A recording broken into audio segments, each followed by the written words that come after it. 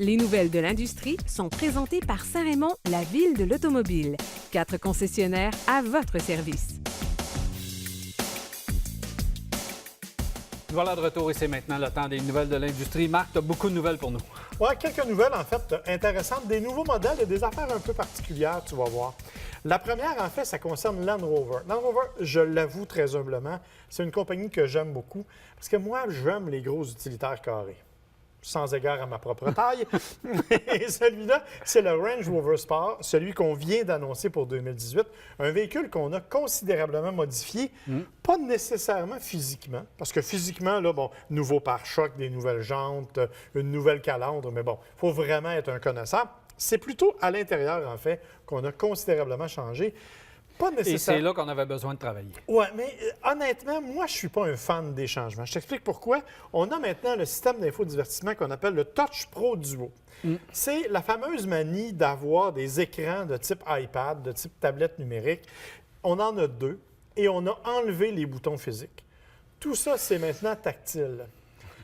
Parlez-en Honda au niveau des critiques. Oui, en fait, d'ailleurs, quand on a présenté la Honda, ça a valu des applaudissements, le retour des boutons. Mais en fait, le gros problème, c'est que chez nous, bien entendu, en hiver, c'est absolument pas pratique. On a des gants, on a des mitaines. C'est impossible de consulter ces écrans-là. C'est toujours compliqué. Les systèmes sont souvent lents, encore un peu plus l'hiver. Et là, tu veux activer tes sièges chauffants, par exemple. Là, il faut que tu attendes que le système arrive. Effectivement. Mais c'est deux écrans de 10 pouces, donc des panneaux intéressant, probablement pour quelqu'un qui a le temps de s'en occuper. Mais l'autre problème, c'est que, et il y a une étude qui l'a prouvé récemment, les gens vont perdre jusqu'à 30 ou 40 secondes à regarder ces écrans-là plutôt que de regarder la route. Est-ce qu'il y a le mécanique? Parce qu'il y en a un qui est mécanisé maintenant chez Land Rover. Je ne sais pas si on l'a. Oui, bien, supposé l'avoir sur celui-là, effectivement. Okay. Comme on a tout modifié l'instrumentation à l'arrière aussi, des écrans de 12 pouces pour le système de divertissement. Et on arrive avec ce qui n'a jamais fait partie de l'ADN de Land Rover, un véhicule partiellement électrique. Oh! Alors évidemment, le Range Rover Sport, c'était celui qui consommait le plus dans la famille. Je ne pense pas que ça va changer avec le moteur à essence. Mais on arrive quand même avec un moteur électrique pour 2018, moteur 2 litres en fait. Intéressant quand même, avec combiné à un moteur électrique, 13,1 kW, puissance 404 chevaux, quand même, c'est pas rien, 472 livres-pieds.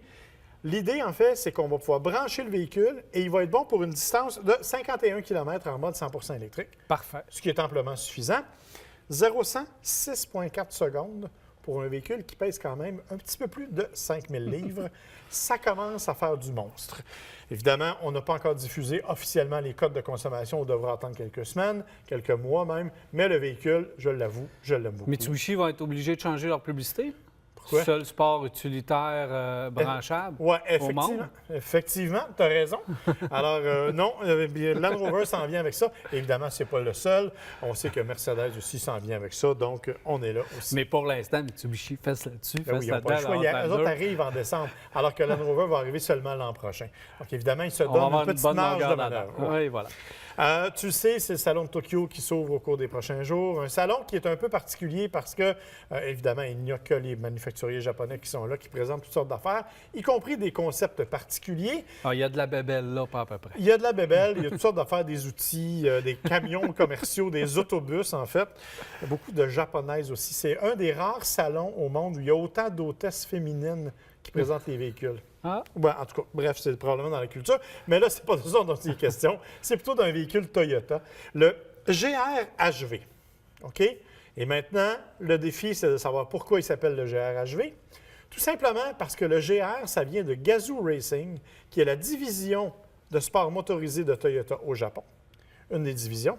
Et le HV pour Hybrid Vehicle, donc un véhicule hybride. C'est un véhicule vraiment qui a une allure sportive, qui ressemble beaucoup à ce que pourrait être la prochaine Supra, inspiré entre autres de la TS050 qui est servie dans différentes courses.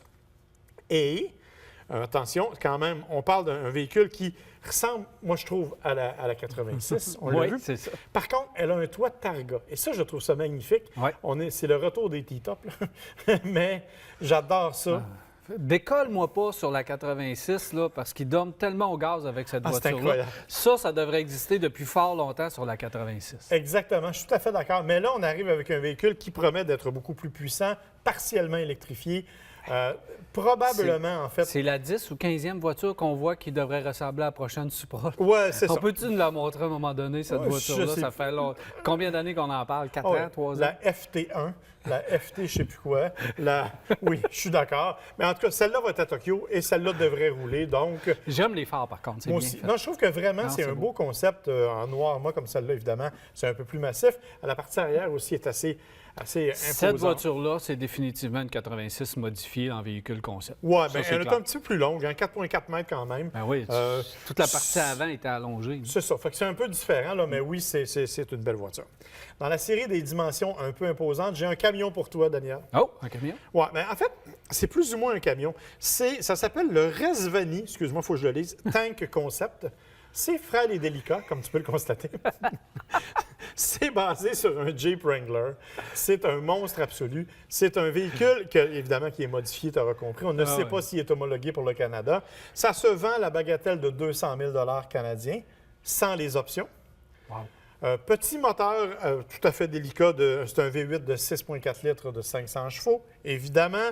Un couple de 430 livres-pieds. On a bien sûr des amortisseurs Fox 2,5 pouces qui te permettent de passer à peu près n'importe où. Des pneus hors route, des différentiels qui sont conçus pour le hors route aussi, incluant les ProRock XD60, ça t'amène partout. Si le G-Class chez Mercedes se vend, ça...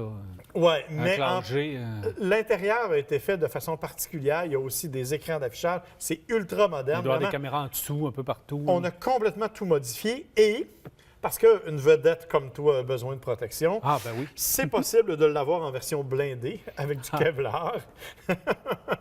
Alors, 200 000, c'est la base. Si tu prends le blindage, ça ajoute probablement. J'aime mieux pas parler de la On va laisser faire le blindage. C'est ça. Parlant de dépenses absolument fabuleuses, toi qui es un fan de véhicules électriques, est-ce que tu veux t'acheter une Tesla Model 3? Non. Bien, on sait qu'actuellement, la liste d'attente est longue, 400 000, mais cette magnifique voiture, et c'est vraiment celle-là, elle est à vendre si tu le veux. Hein? Le propriétaire l'a acheté, la revend, imagine. Avec un profit? Hein? Elle a 3300 km, à peine un petit profit. Il demande 150 000 US. Et c'est pas une blague, c'est paru sur un site aux États-Unis. La voiture, on rappelle, de base vaut 35 000 Mais ça doit US. être, M. Moss ne doit pas être content parce que les premières livraisons de Model 3 ont été à des amis ou des gens proches. Effectivement. Ils en ont fait 250 qui ont fini par vendre à des gens. Et la particularité, en fait, le monsieur n'est pas fou. Quand tu signais une entente que tu mettais ton 1 000 de dépôt, tu n'avais pas le droit de vendre ton nom dans la liste d'attente.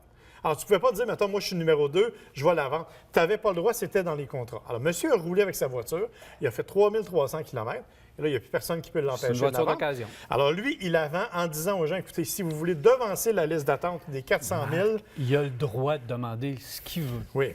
La folie va être celui qui va l'acheter. Exactement. Voyons, tu attends un petit peu, puis tu vas finir par avoir ta voiture. Oui, mais je trouvais quand même que 150 000 US, au taux de change actuel, ça fait quand même moins de 200 000. C'est une belle voiture, mais on ne parle pas d'une voiture d'exception. On ne parle surtout pas d'une voiture qui va prendre de la valeur. Ben non, alors, c'est des pertes. Et pire encore, c'est une voiture de première production. On ne connaît pas exactement quel genre de problème il va avoir. Et rappelle-toi que les premières qui ont sorti n'avaient ni connectivité Bluetooth, ni radio AM/FM.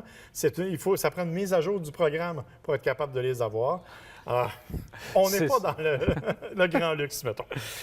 Parlant de grand luxe, tu te rappelles-tu, il y a quelques années, il y avait un film où ça m'avait marqué qui s'appelait Horloge biologique, dans lequel un des messieurs devenait papa et était bien découragé, il devait s'acheter une voiture, il s'en va s'acheter une minivan et il se fait dire, monsieur, je vais vous vendre le modèle avec les volants de cuir, ça fait plus sport.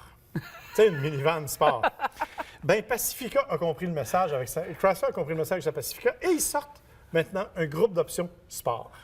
Alors, voici la Pacifica Sport. Ce que je trouve belle. Elle est magnifique. En fait, ce qu'on a fait, c'est qu'on a mis des accents noirs. Mais c'est une mini-fourgonnette qui a déjà l'air un peu plus sport, un peu plus moins carré. Je trouve que quand même, le mot sport associé à une mini-fourgonnette, ça me dérange un petit peu. Ça va pas vraiment dans la même phrase. Écoute, c'est vraiment, on mise beaucoup, c'est essentiellement esthétique. En fait, on a mis des roues noires, des grilles noires à l'avant, des trucs comme ça. À l'intérieur, même chose, des accents gris foncé et noirs à différents éléments.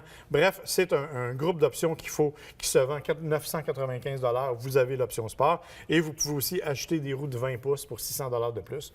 Donc, vous allez avoir une Pacifica pimpée pour à peu près 1 500 $. Et vous allez être cool. Et vous allez être cool avec votre minivan, quand même, ce qui est quelque chose.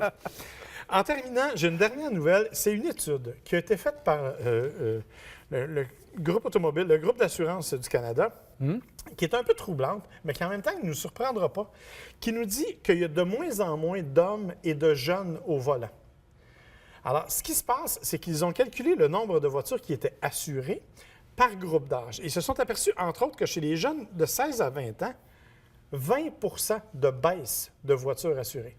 C'est énorme. Entre 2011 et 2016, 20 c'est beaucoup. Oui. Pour les 21-24 ans, on parle de 10 de chute. Donc, les jeunes de 24 ans et moins sont beaucoup moins intéressés par la voiture. Surtout les hommes.